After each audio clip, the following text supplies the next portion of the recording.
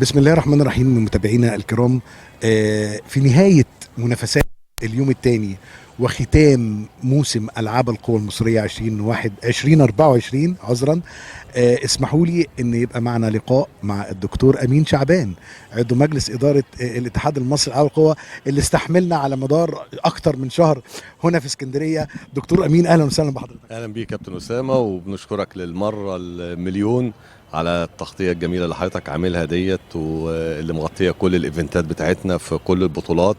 واحنا تعبناكم وارهقناكم فعلا خلال الشهر كامل، كل اسبوع فيه بطوله واخر اسبوع فيه بطولتين ورا بعض، بس الحمد لله توفيق من ربنا وثقه برضو في مجهودكم وفي ادائكم، فانا بشكرك فعلا.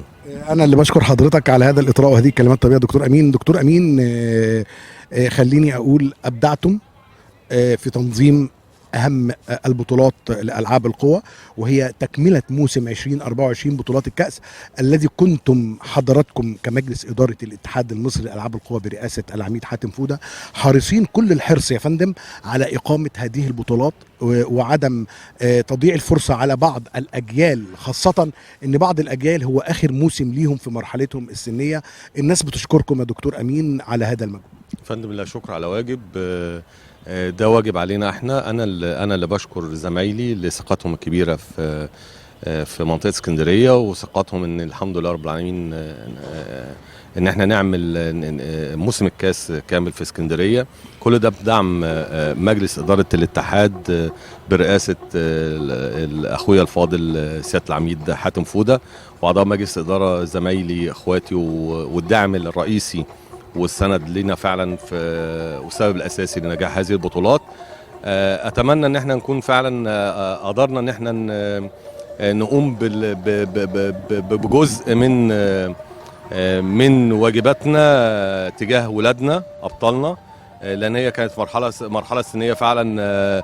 31/12 احنا نقلنا المرحله الثانيه، فكان لازم ان احنا قبل 31/12. فانا بعتذر لهم ان احنا ضغطنا السيزون كامل خلال الشهر ده، بس ده لمصلحه ولادنا. بشكرهم وبشكر الاجهزه الفنيه لكل هيئات الاتحاد المصري لألعاب القوى، لكل الانديه على الالتزام وعلى المظهر اللائق المشرف اللي يليق فعلا باسم ألعاب القوى المصرية، كلا باسم وصفته. شكرا لحضرتك دكتور امين. دكتور امين، شاهدنا اهتمام بالغ، خليني اقول بالغ جدا، من القيادات الامنيه داخل مدينه الاسكندريه بتامين البطولات والحضور يوميا من 6 و7 صباحا ويمشوا اخر ناس في الملعب. يعني اهتمام بالغ ولا محدود من القيادات الامنيه المحترمه داخل محافظه الاسكندريه. فعلا طبعا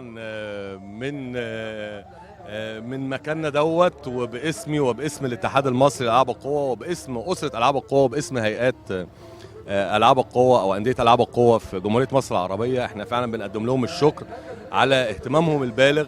فعلا بيبقوا موجودين من الساعه 6 الصبح لتامين الاستاد، تأمين ولادنا، ما بيروحوش إلا بعد ما بينتهي آخر لاعب بيطلع من الملعب. عايز أقول لحضرتك إن خلال السيزون دوت فعلا ألعاب القوى ظهرت بمظهر الحمد لله رب العالمين مشرف. القيادات الأمنية نفسها قالوا لنا احنا ما كناش متخيلين ان النظام في ألعاب القوى بالشكل دوت، والرقي في أولياء الأمور واللعيبة والسادة المدربين ورؤساء الأجهزة بالشكل الراقي اللي احنا ظهرنا بيه دوت، الحمد لله رب العالمين. فالشكر برضو ليكم يا كابتن اسامه، وللاجهزه الفنيه والساده المدربين والساده الاداريين.